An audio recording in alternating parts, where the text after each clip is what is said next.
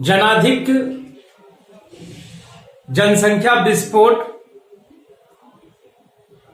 जब जन्म दर की तुलना में मृत्यु दर में बहुत अधिक गिरावट हो जाती है, तो जन्म दर और मृत्यु दर के बीच का जो अंतर है वो बहुत अधिक बढ़ जाता है।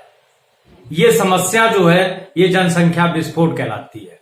अर्थात जैसे यदि किसी देश में जन्म दर 30 है और मृत्यु दर घट करके 10 हो गई है, तो ये जो 20 है ये अंतर जनाधिक्य है।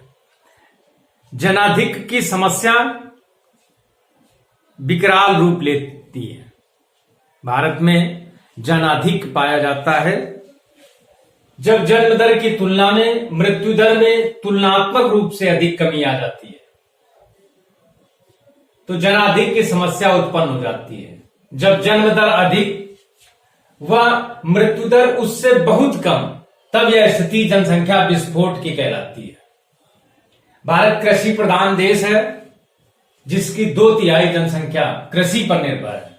जब जनसंख्या विस्फोट होता है तो सबसे अधिक बुरा प्रभाव कृषि पर पड़ता है।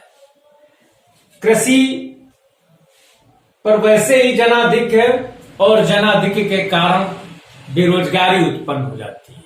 हम जानते हैं कि भारत की 2/3 जनसंख्या कृषि पर निर्भर है और कृषि पर जनाधिक्य है। इस कारण से कृषि में अदृश्य बेरोजगारी की स्थिति है। अर्थात कृषि पर लगे हुए जो श्रमिक हैं या कृषक हैं वो अदृश्य बेरोजगार है। अर्थात कई लोगों की उसमें उत्पादकता जो है वो शून्य है। यदि वो इन अदृश्य बेरोजगारों को यदि कृषि से क्षेत्र से निकाल दिया जाए तो कृषि की उत्पादन और उत्पादकता में कोई प्रभाव नहीं पड़ेगा। ये इसी कारण से अदृश्य बेरोजगारी है।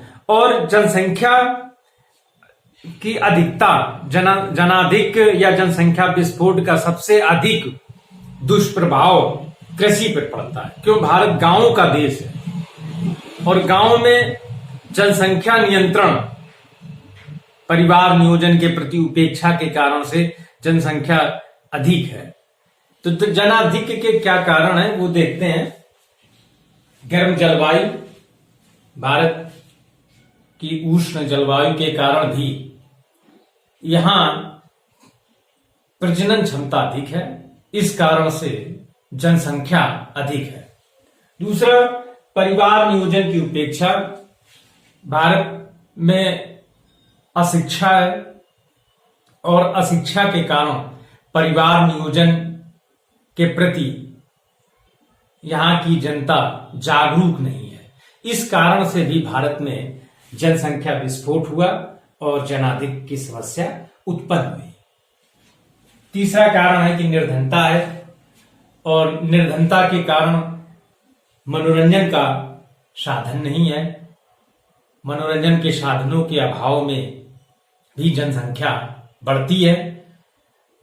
इस कारण से भी निर्धनता भी जनसंख्या बढ़ाने में एक तत्व है।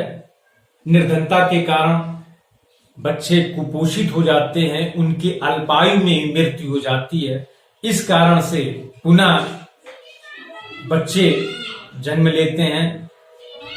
इससे जनसंख्या की अधिकता उत्पन्न हो जाती है। अंधविश्वास, सामाजिक रूढ़िताएं, अंधविश्वास, इन कारणों ने भी जनाधिक्य की समस्या उत्पन्न करने में सहयोग किया है। विवाह की अनिवार्यता, भारतीय संस्कृति में विवाह संस्था की अनिवार्यता है और विवाह संस्था की अनिवार्यता के कारण बच्चों का जन्म होता है, जन्म दर बढ़ती है और विवाह संस्था भी जनाधिक्य की समस्या उत्पन्न करने में एक महत्वपूर्ण कारक रही है। जनाधिक्य का प्रभाव क्या रहा है? रोजगार के अवसर कम हो जाते हैं। सबसे पहला दुष्प्रभाव ये होता है कि रोजगार के अवसर कम हो जाते हैं। अब एक श्रृंखला प्रारंभ हो जाती है और उस श्रृंखला को हमने यहां समझाने का प्रयास किया है। पहला, रोजगार के अवसर कम हो जाते हैं, जनाधिक्य के कारण रोजगार के अवसर सीमित हो जाते हैं। दूसरा, गरीबी बढ़ जाती है। जब रोजगार नहीं है तो आय नहीं है, आय ना होने के कारण से गरीबी उत्पन्न हो जाती है। अब तीसरा कारण, रोजगार नहीं है, रोजगार ना होने के कारण से उनकी आय कम है, आय कम होने के कारण गरीबी है। तीसरा कारण उसी दूसरे कारण से जन्म ले लेती है, कुपोषण बढ़ जाता है। रोजगार ना होने के कारण आय नहीं है, आय ना हो, आय कम है, इस कारण से गरीबी है। और गरीबी के कारण चूंकि आय कम है इसलिए उपभोग पर व्यय भी कम है, और उपभोग व्यय कम होने के कारण कुपोषण की समस्या उत्पन्न हो जाती है।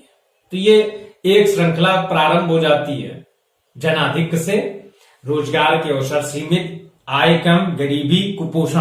अब कुपोषण तो इसका भी दुष्प्रभाव है।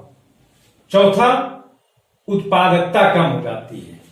अब फिर ये श्रृंखला का अगला चरण क्या है कि जब कुपोषण है, कुपोषण होने के कारण से कार्य क्षमता कम हो जाती है, कार्य क्षमता कम हो जाने के कारण से उत्पादकता कम हो जाती है, और फिर ये पूरा चक्र पूर्ण हो जाता है। रोजगार नहीं है, आय कम है, गरीबी है, कुपोषण है, उत्पादकता कम है, चूंकि कार्य क्षमता कम है इस कारण से उत्पादकता कम है, और उत्पादकता कम होने का दुष्परिणाम क्या है कि पुनः आय आपकी कम हो जाएगी।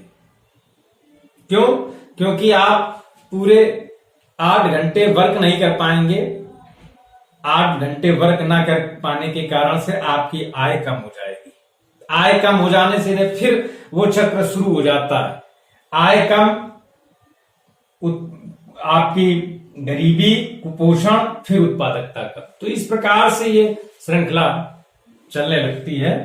अशिक्षा, आय कम है, उपभोग, जितनी भी आय है वो उपभोग व्यय में समाप्त हो जाती है। तो अशिक्षा यानी शिक्षा की उपेक्षा की जाती है और बच्चे अशिक्षित रहते हैं, और ये अशिक्षा आगे चल करके फिर उनके रोजगार के अवसरों को सीमित कर देती है। चूंकि अशिक्षित है तो वर्तमान उत्पादन की जो तकनीक है उसको उसके साथ सामंजस्य बिठाने में असफलता उत्पन्न होती है, सामंजस्य नहीं बिठा पाते हैं, और ये असामंजस्य की स्थिति के कारण से पुनः उनकी आय कम हो जाती है। तो ये फिर एक श्रृंखला चल जाती है और जीवन प्रत्याशा कम हो जाती है। अगला चरण है कि जीवन प्रत्याशा कम हो जाती है। क्यों? रोजगार नहीं है, आय कम है, गरीबी है, कुपोषण है। कुपोषण के कारण से उनका जो प्रत्याशित जीवन आयु है वो कम हो जाती है। आर्थिक विषमता, चूंकि जनसंख्या की अधिकता के कारण से तुम्हारी आय कम हो जाएगी, आय कम होने के कारण से समाज में आर्थिक विषमता बढ़ जाती है। आर्थिक विषमता जनाधिक्य का भी एक महत्वपूर्ण दुष्प्रभाव है। अमीर वर्ग और अमीर हो जाता है, गरीब वर्ग और गरीब हो जाता है। ये जो आय गरीब और अमीर के बीच की जो खाई है वो और अधिक गहरी हो जाती है।